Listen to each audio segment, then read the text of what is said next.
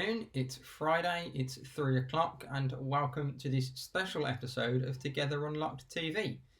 I am your host for today, Josh Surgeoner. I'm a PhD student and normal host of Together Unlocked TV, along with my 3 other co-hosts. But today I am flying solo for this Youth Takeover Show. I'm going to be introducing each clip as we go through, and then when needed, adding a little bit of audio description as well. So before we get into our first clip, I'll just briefly describe myself. So I have long blonde hair that's swept over to the side, fairly cleanly shaven, and I am wearing a dark blue hooded sweatshirt.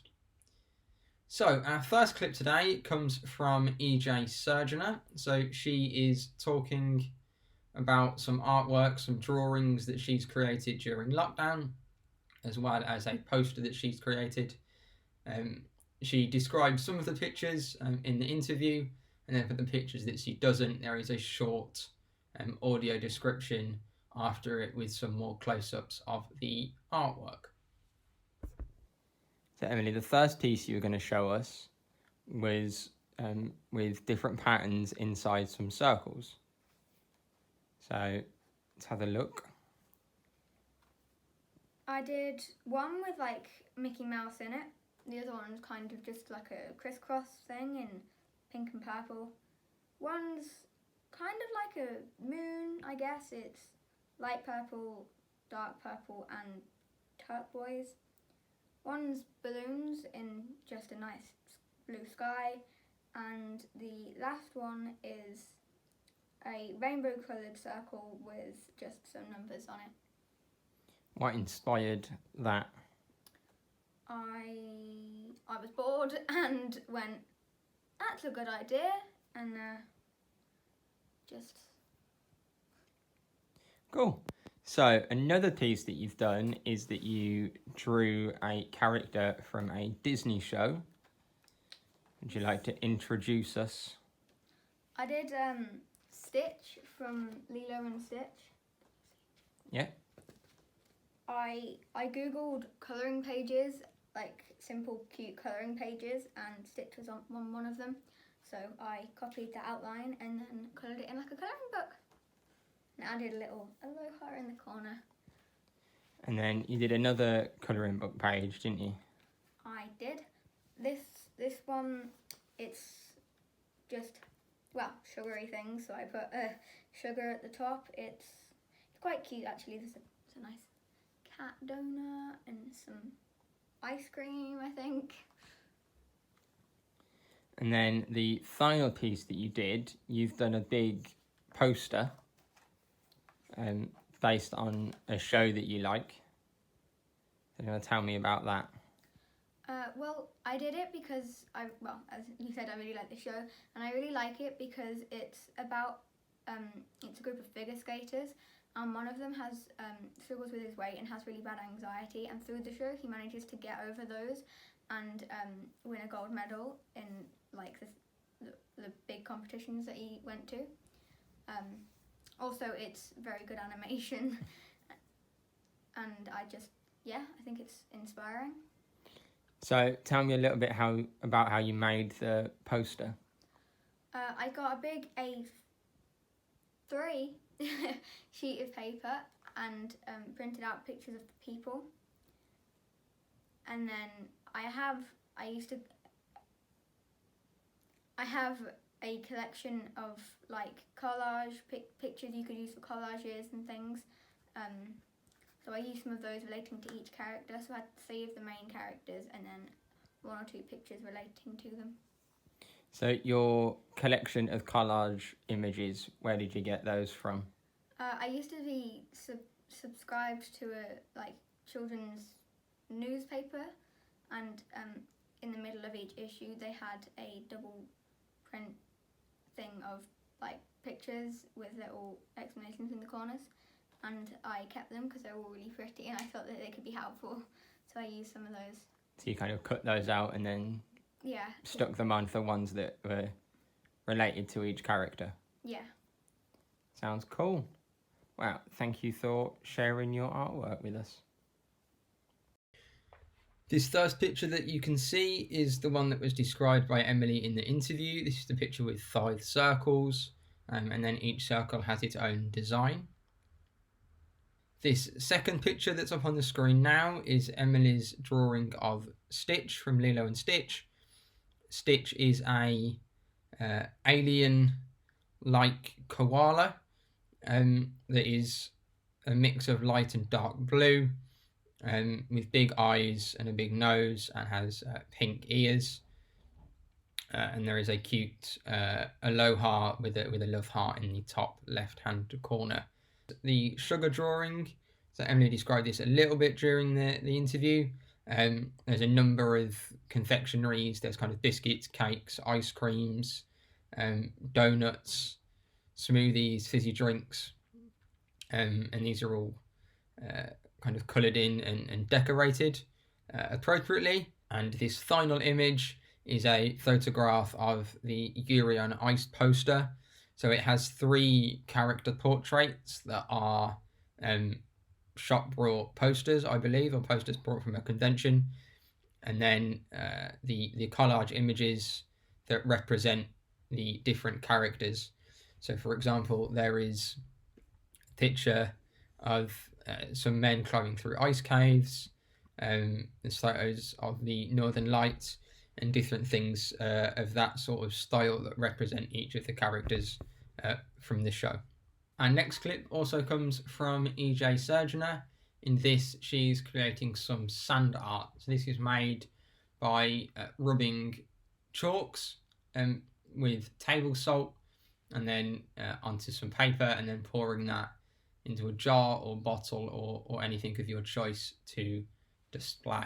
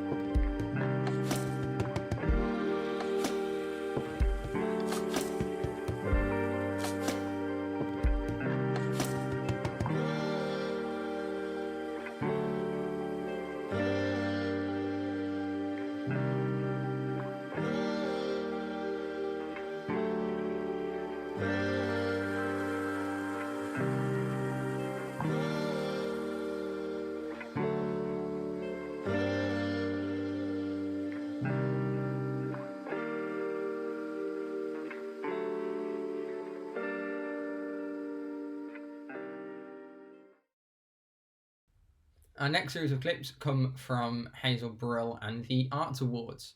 So we're going to play a couple of animations that have been made by a girl called Aaima, who's doing her Arts Award with me at the moment. So she's doing her Explore Arts Awards.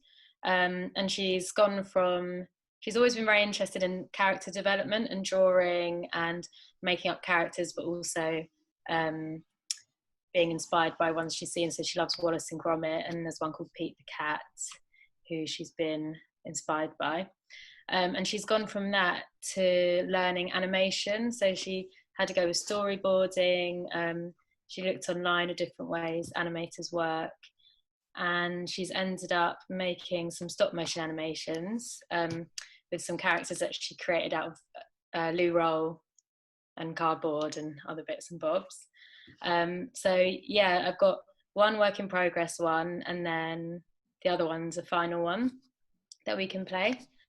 And maybe I can just show you the app after we played them to show you how she made them.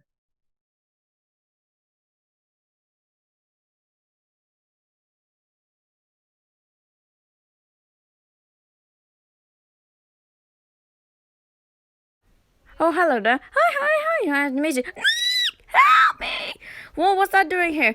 Oh no, let's get away now! Psh, yay! The end. Hi guys, it's Emily. Today I'm going to teach you how to record. So, I've been recording for Hazel since May, and I'm going to teach you how to. First, you have to go on Stop Animator. You can find this on App Store, but if you want to see it, there's a link in the description below. And then after you just go on iMovies, and iMovies is now where you edit videos inside, and you can see your creators, creating thingies, and you have to go on sound effects, and you could edit anything. And after this, you can share this to anyone, and put on hashtag arts and craft, and put it to social media, and then put on the title hashtag arts and crafts with me. So that's the end, and I hope you enjoyed. Thank you very much for watching. See you all later. Bye.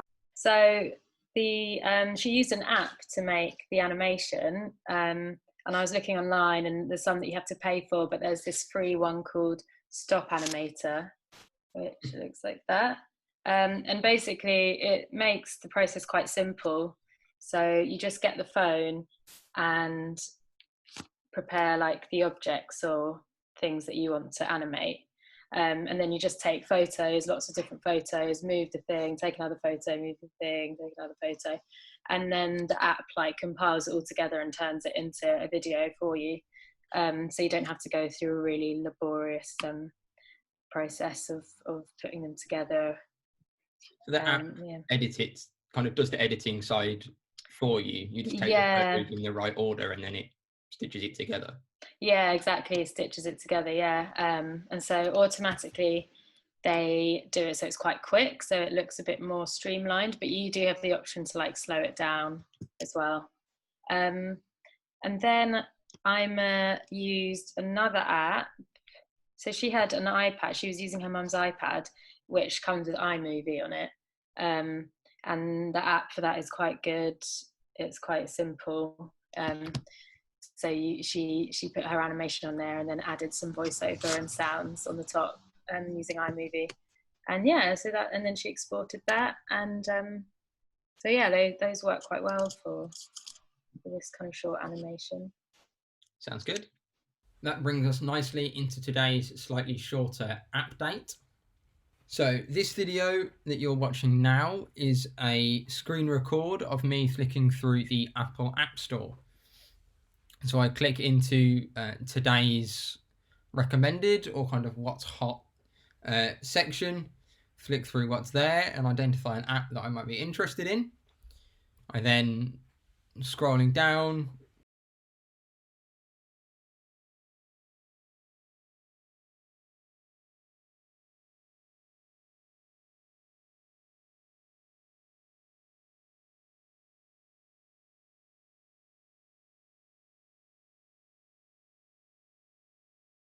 reading some of the information about, looking through the photos, having a quick look at some of the reviews, before deciding to then click download. I can then open this directly from the App Store by clicking the button that says open, or I can exit into the home screen and go and open it directly from the phone itself. I'm going to keep looking through the App Store though now.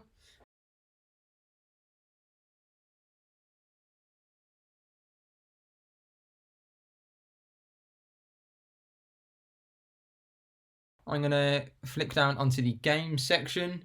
As you can see, there's a number of kind of lists and content that they've kind of put together to recommend. You can also just go to categories, and then it gives you a whole list of categories and kind of genres of game. And then if you go into each one, again, you'll be able to find lists of kind of what apps that they recommend, apps for certain different topics or moods, as well as free apps and paid apps.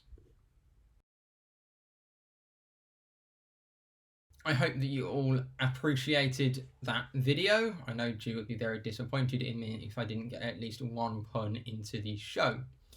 Speaking of Ju Gosling, she is one of my regular co-hosts, and our next segment comes from Ju herself in a join-in from home video with some recommendations of activities that you can do yourself. Together 2012 is running a Join In From Home programme from our website together2012.org.uk. Click on the link at the top of the page, Join In From Home, to go straight to the main page where you have a wide range of accessible, inclusive creative activities, mostly using things that you would already have at home. At the top of the page and throughout the pages, you will also see videos in British Sign Language to translate the site for deaf people. These videos can also be useful if you have difficulties reading and you simply want to hear more of the content. The Join In From Home programme is based on the activities that we would usually be running in East London. So, for example, we have an art club which usually operates on a Tuesday with craft-based activities and on a Friday morning for drawing and painting. Here you can join in with the arts club's Hands project and celebrate your uniqueness and membership of the human race. There are full instructions on the linked page here. But essentially, we invite you to draw around your hand on a piece of card. It could be an old cereal packet. Cut the shape out, turn it over, and decorate it with anything you would like to do. It could be paints, crayons, glitter, collage, beads, leaves, anything you can think of. Photograph your hand or hands and send it to us at tv@together2012.org.uk. We'll add it to our video installation and share it on social media. Our music club usually meets on the first Friday of each month. We have an open mic session and we invite everybody to play along with percussion instruments. So here you can learn how to make your own percussion instruments from recycled materials. And you can also join in a percussion workshop from last summer in terms of carnival percussion. So these three instruments are used most often in carnival. We have a shaker and a go-go and a hand drum. So this is how to make a recycled shaker, a recycled go-go, and a recycled hand drum. You can also, if you're technically minded, make your own tactile sound instrument. This does require a few simple electronics, but is a very interesting and exciting project as part of our Vibrafusion ongoing work. You can also listen with Together. We have Spotify playlists created by Robin Surgeoner, also known as our TV presenter Angryfish, and we also have 2 classical music playlists from Bournemouth Symphony Orchestra, including one that's uniquely suited to people who are feeling very unwell. The Joining From Home theme continues now as we come back to Hazel Brill, and she takes us through a series of different puppets that you can make at home using various different materials. Some with clay, some with paper, and then also one using cloth. So I'm going to make a very quick and quite scruffy puppet using a bit of old plasticine, but you can also use blue tack because that might be something that you have around the house. A bit of cloth here and a biro to make details. So the principles of this puppet is just using 3 of your fingers. Your middle finger here will be the neck, and then these 2 fingers by the side will be the legs. So you can start off just by practicing making it walk around. Okay. Now split the plasticine or blue tack up into 3 bits. A slightly larger one for the head, I think, and smaller ones for the feet. You might need to rub it around a bit to make it a bit more elastic if it's a little bit too hard. And then you literally just stick your finger in like this. Tighten it around the finger so it stays on, so it feels secure and it's not going to fall off. I should say that this is definitely a temporary kind of puppet, so it's not really one that you keep away. It's more one that you can do a little show with, maybe film it, maybe photograph with it, or maybe just have fun. And then you can squash it all up and make a different one. So I think I'm going to give this one a kind of beak. Work out where the eyes are, maybe some eyebrows here can push up. Eyes, I'll just stick this biro in to make some eyes. You may want to remove it from your finger and work on some details if that's easier, but just for speed I'll do it like this. Okay, so that's the head. It's super simple, but it's weird and funny, and I think sometimes that's what happens when you make things quickly. You end up with quite strange things, which I personally really like. Okay, now I'll do the same with the feet. This one's a bit big. So I think it's got a huge head, and so I think maybe also huge feet will be quite nice. So same thing really. Squish your finger in, tighten the plasticine or blue tack around the finger so it's secure. Same with the other one. I'm doing this quickly, but you can, take a bit more time in each of these steps. So now I've got some big clunky feet, which I find quite funny, or maybe they could be like boots, like it's wearing boots.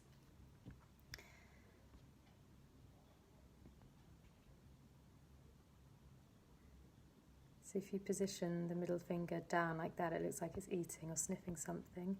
Maybe it could be picking something up. And the reason I've got this cloth is, if you want to, you can cover the hands up like this. I think it just helps kind of create an illusion of a creature.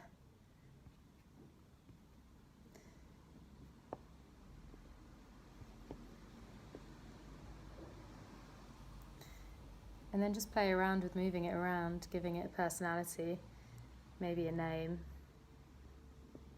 I can't think of a name, so this one's nameless. I think it's quite shy though. If you had fur, that would be good for this instead of cloth. Even kitchen roll or something could work if you cut it out nicely. So later on when it gets dark, I'm going to play around with lighting and shadow puppetry too, to further transform these kind of really quick puppets. So I'll let you know how that goes, and I'll show you the results. Bye bye.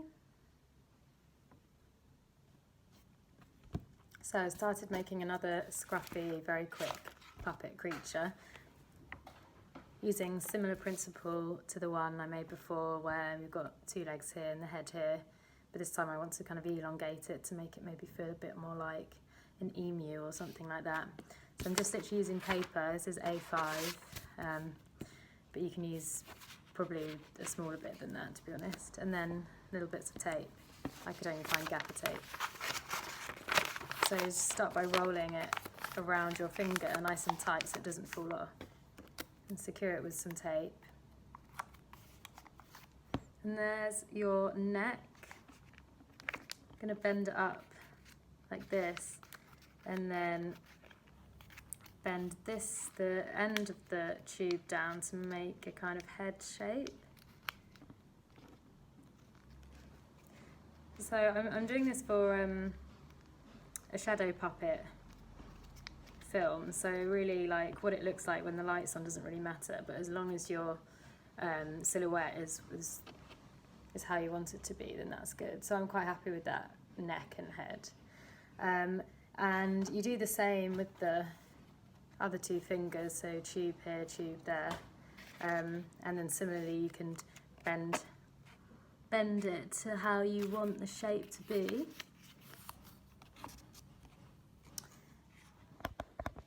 quite tall, it doesn't fit in the camera. So I've kind of put some knees and feet in. Just have a go practicing making the creature do different things. So maybe it's sniffing something. Okay, I haven't done this one very well because it's spinning round, so you have to try and make sure that they stay tight on your finger.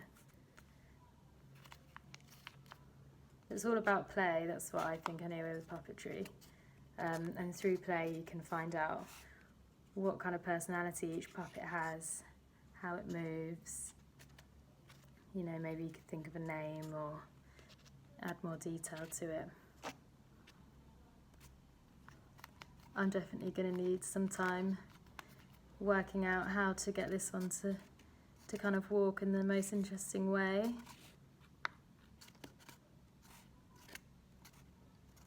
I quite like it when they walk in a really strange way.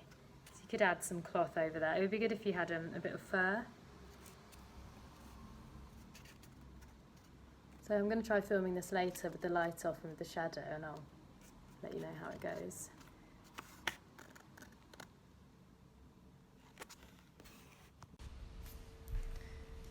So today I'm making a scarf puppet, and I've got some photos with step-by-step instructions for you to have a look at if you want to try making one of these at home and make them dance. They're quite fun.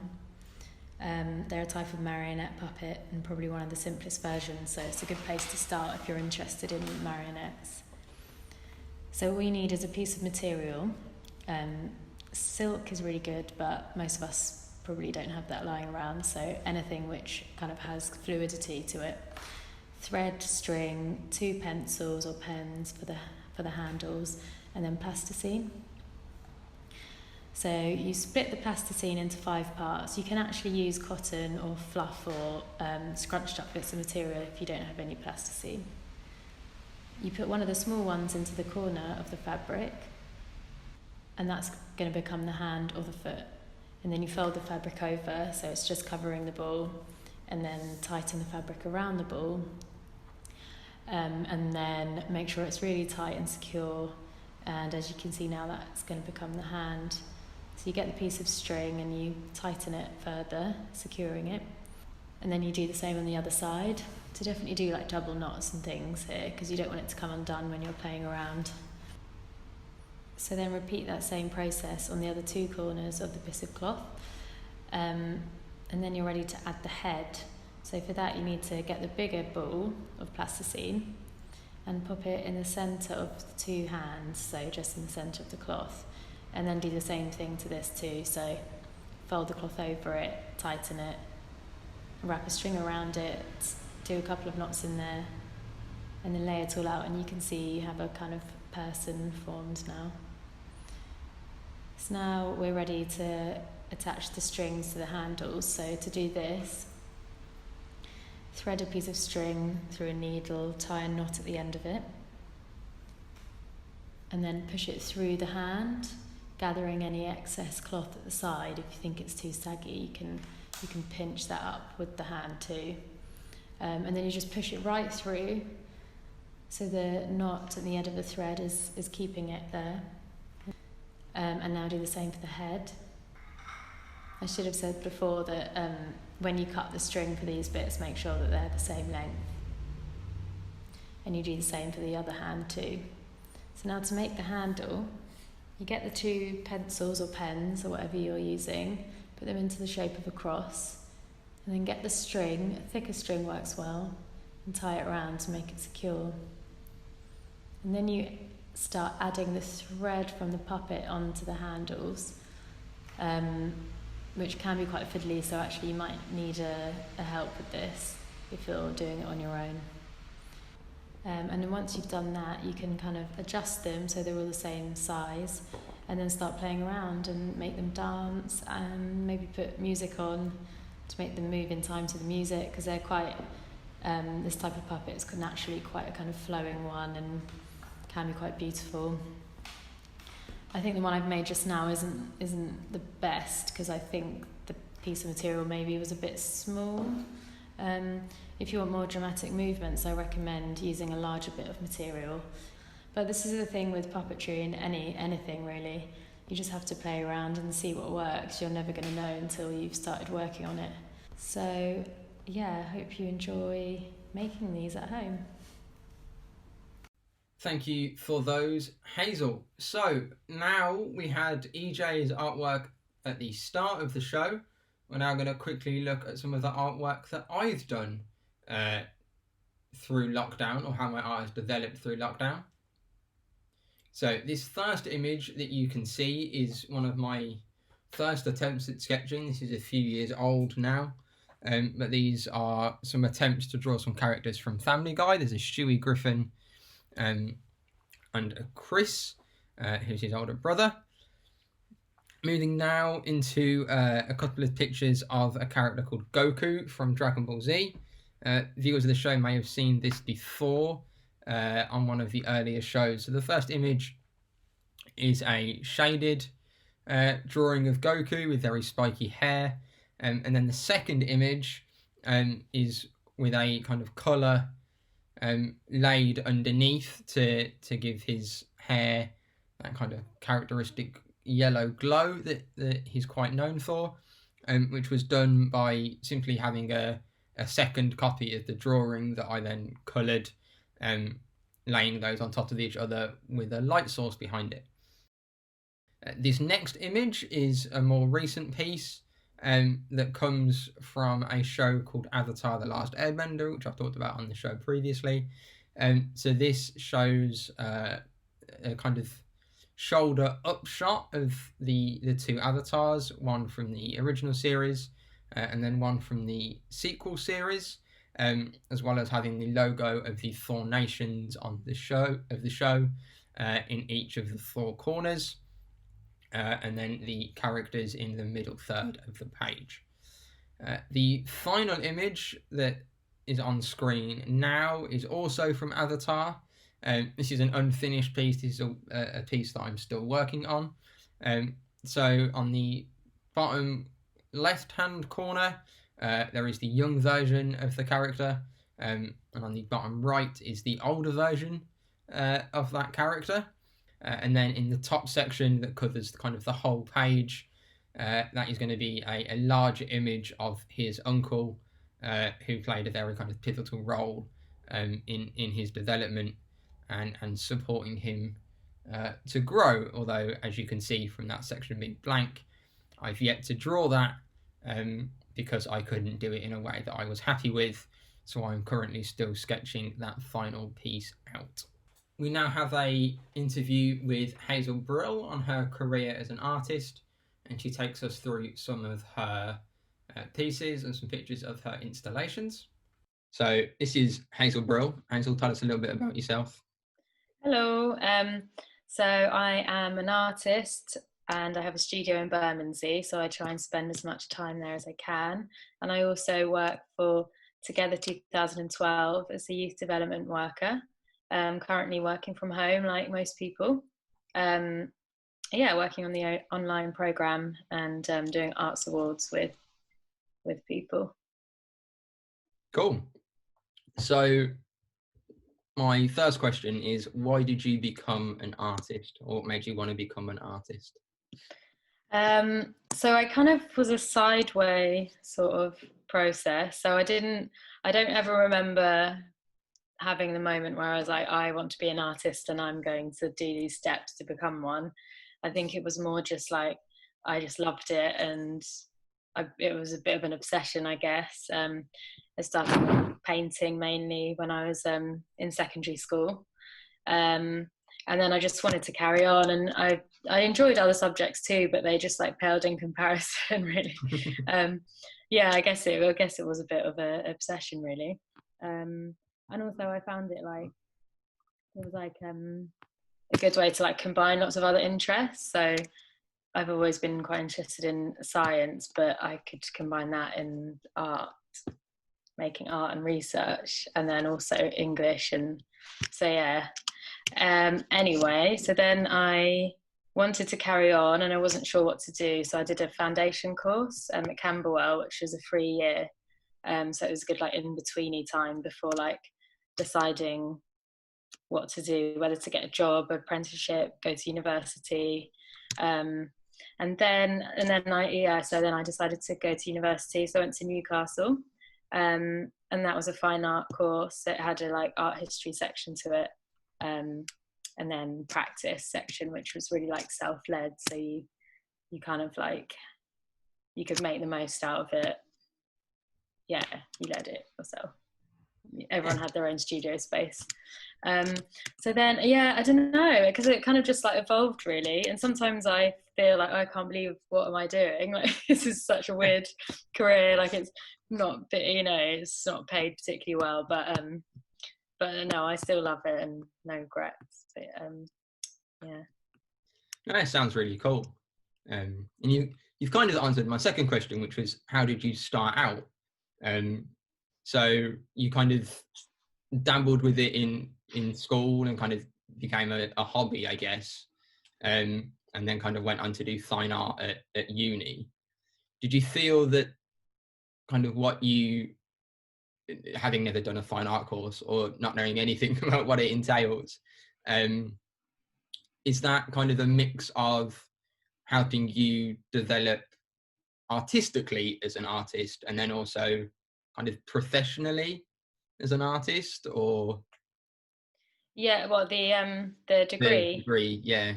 Yeah, so it did help. It helped both. So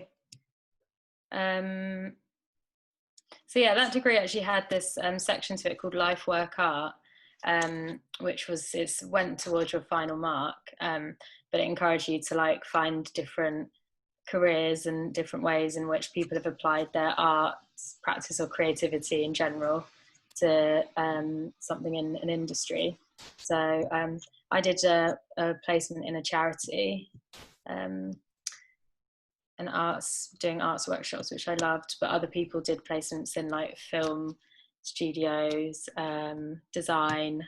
So that was a really good way to see how it can be applied to like, you know, generate income and Yeah, that sort of thing was quite outside important. of just kind of sitting in the studio and drawing. Yeah, and I really like that, because it was on my, I did a lot. Yeah, that's, you're an adult really at that time, and you're thinking about, you know, what you're going to do. But no, also I just loved it because it creates a space for like people to communicate in different ways, and like I think it's really important to have context like that where people value, you know, such a wide range of ways to communicate and make things, and it's less standardized. Like people on my course, everyone was doing such different things.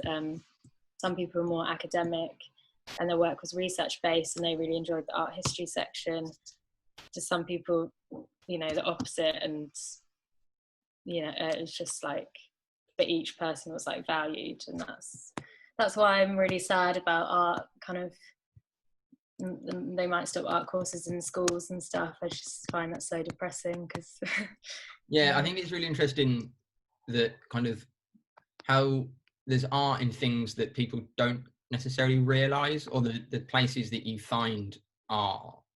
I remember going to a kind of research conference session, and one of the presentations was from a lady that had done a load of research with prisoners, and within it it was kind of group conversations and doodles and things that she'd done and that the prisoners had done, and then kind of with their permission she'd created this kind of exhibition of their art and their experiences, and she'd used that as part of what she was researching, but she then also used it to then take in a kind of political setting to the government and kind of the bodies that oversee prisons, to be like, look, this is what's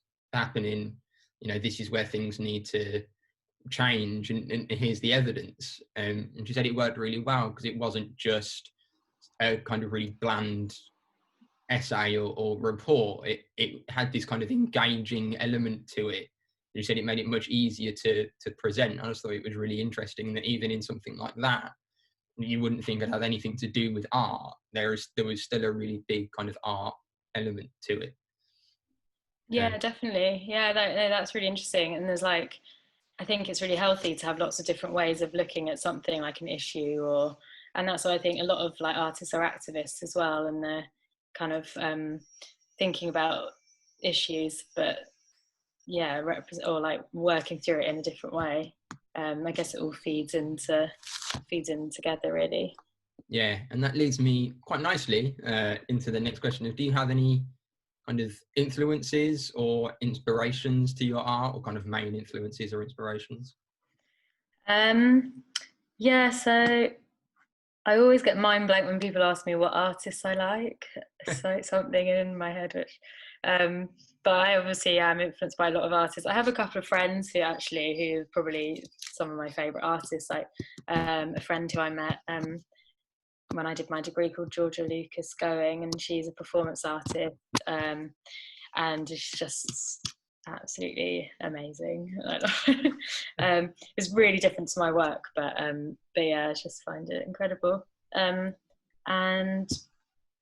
in terms of like other influences, I'm also influenced by like jobs I've done in the past. So I did a kind of really horrible corporate job after graduating, just because I had no money and I was just looking for temping work to do alongside my art stuff.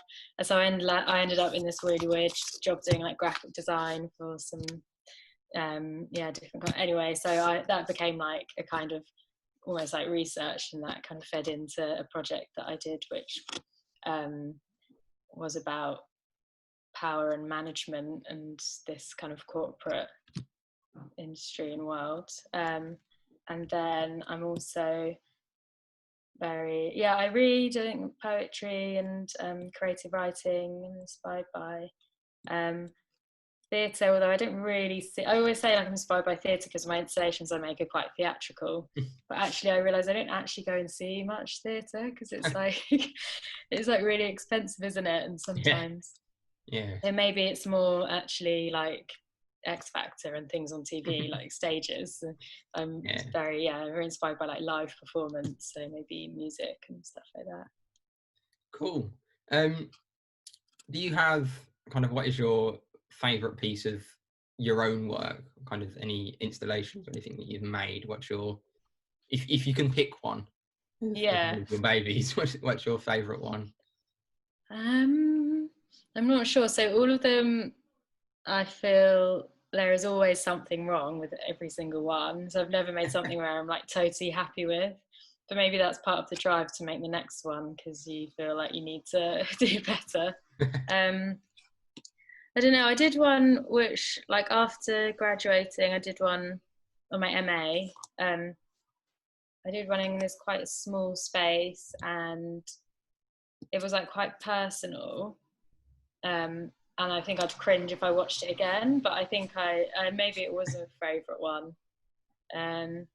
I used so that one I was thinking about like structure of films, and I was using because I have epilepsy, and I was trying to mimic the structure of like having auras and epileptic seizures and like kind of mind blanks and things, and using that as a structure to make a film. And that was just interesting for me, and maybe that one was my favorite one. There's lots of other stuff going on in it, but maybe that one. It was called Woke Up in Spring. Sounds interesting. And then, do you have a favorite piece of another artist? I know you mentioned your friend from uni that you kind of inspires you a lot. Do you have a favorite piece from another artist? I do really love Anthea Hamilton. Actually, I'm just going to say this because it's just in my head at the moment, but there's an artist called Heather Phillipson, and at the moment she's got a commission to put a sculpture on the fourth plinth in, is it Trafalgar Square? Yes, yeah. Yeah. So like each year or a couple of years, a different artist gets commissioned to create a sculpture for it. I don't know if you've seen it, but it's just a huge splodge of like whipped cream, massive, like kind of dripping off the sides, a massive huge cherry, and then a drone on it which films people walking past. And I just love it. It's just because it's feels like so kind of out there. Yeah, it's really funny, and I like that. Yeah.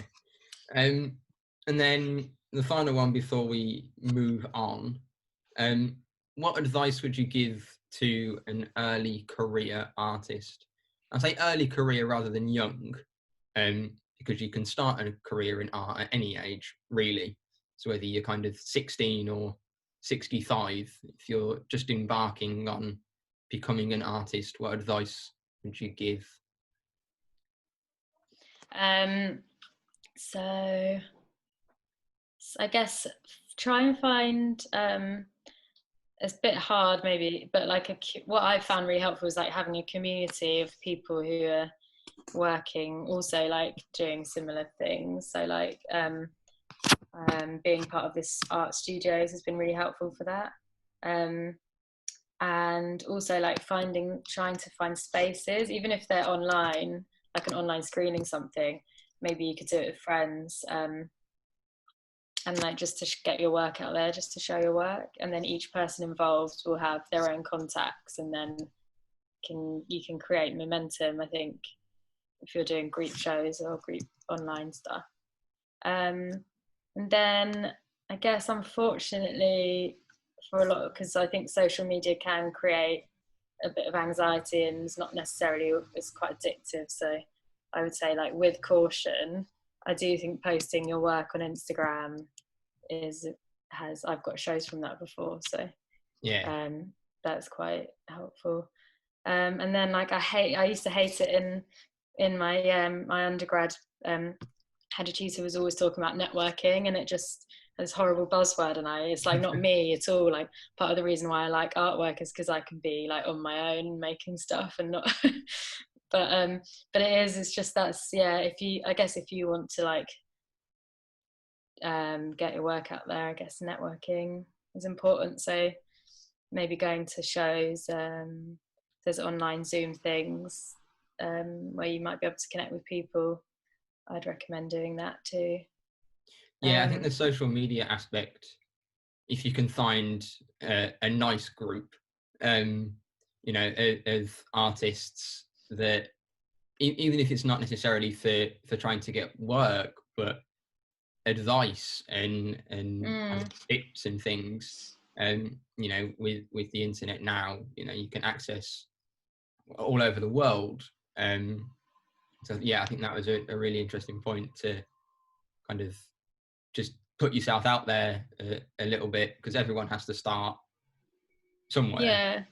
Exactly. That's actually really true as well. It's not just about like, getting shows might not be a priority for you. It's like continuing to like work at what you're doing and finding the joy in it, and like you said, like meeting like-minded people who might, you might share interests, you bounce ideas off each other. That's important, definitely. Cool. And then finally, I think you said you had a couple of pieces that you wanted to share. So this is just continuing on from your last thing about like how to like tips and stuff.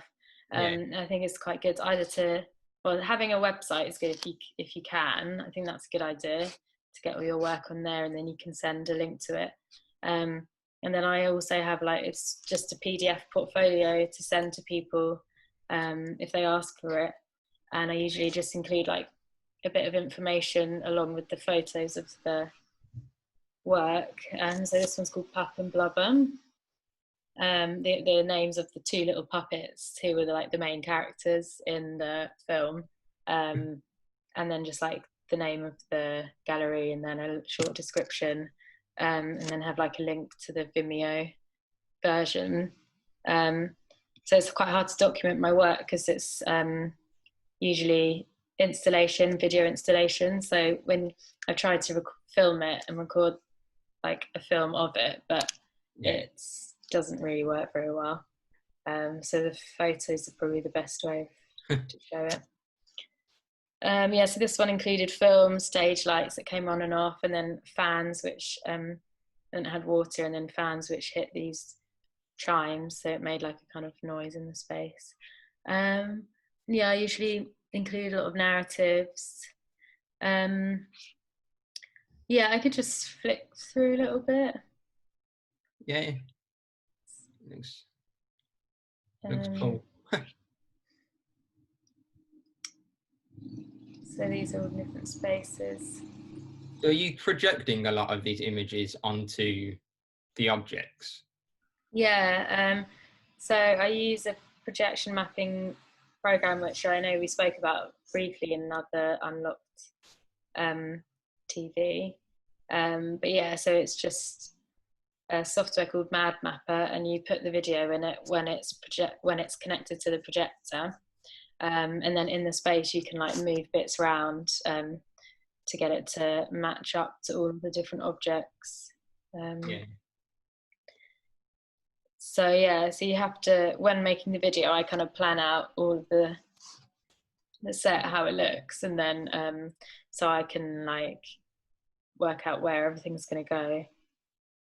And then it's quite satisfying when it actually is happening in real life and it's not on a tiny screen anymore. So this is water, and I always use like very cheap materials, and like it's quite scruffy. If the lights are turned on, it's like really scruffy, but I quite like it because then it's just for a moment it's like an illusion, but actually in real life it's just trash. Like this is just there's like bin bags, pond material. That is an old duvet. That's cloth. This is just cloth. But yeah, maybe I'll stop babbling on about this now because I think it might get boring. But that's the like little. There's some images anyway of some of the work. So how do you get the kind of black space or black spaces? Because obviously if you're projecting, I'm assuming it's one projector. Yeah. So how do you get that kind of, well, not having anything projected on it? Yeah. No, I get you. So I guess if anyone's used Photoshop who's watching this, or anything like that, you can create like masks out of things. So you have an image, and then there's a tool which is like a mask tool, and you can create a shape, and then it cuts out the image, just like cut it with scissors, like collage or something. And so you can do that with video as well. I use After Effects and Premiere Pro, which are both Adobe. Yeah. And so that's basically how it works. So you create masks around the video so that there's a lot of black space around the different shapes. Don't know if I'm making any sense at all. No. And then the projection mapping software just helps you to like make it perfect, basically. Yeah, so it's projecting black, I guess. Yeah, exactly. I never thought about it like that, but that is true. It's projecting just solid black colour. Yeah, rather than I was trying to think of how do you not just get light. I was trying to work it out. Like, is it cut and you just don't put anything there? I was like, then it'd just be light. So it projects black. No, that's so funny. I don't know why I never thought of it like this. But that's good because when I try and to just describe it to people, I think I'll start saying that. It makes more sense. No, that's really cool. Thank you. No problem. Okay, I'll stop screen. On. No problem. Thanks for having me and the nice questions. Thank you, Hazel. And then finally for today's show, we're normally played out by a song by Robin Surgeoner. He's also playing us out today. Although this is the Youth Takeover, and he may not be considered a youth, this was filmed a few months ago, so he is technically more youthful then than he is now. So I'm going to say that his younger self can be on the Youth Takeover. Hi, this song is called Don't Never Give Up.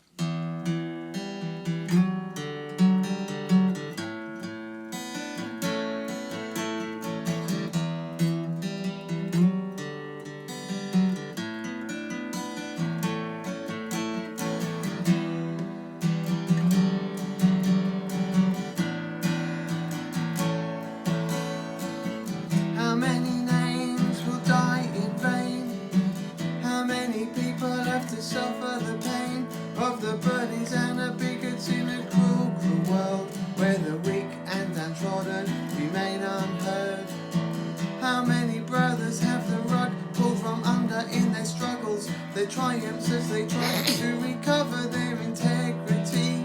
A coat of arms to protect us from our sisters, from the evils of harm. You gotta fight, hold your head up high. Don't show a reason for them to pass you by. You gotta be strong, you gotta hold on tight. This is a war where courage will win the fight. You gotta fight, you gotta hold your head up high. Don't show a reason or a weakness for them to pass you by. You gotta be strong, you gotta hold on tight. This is a war where courage will win the fight.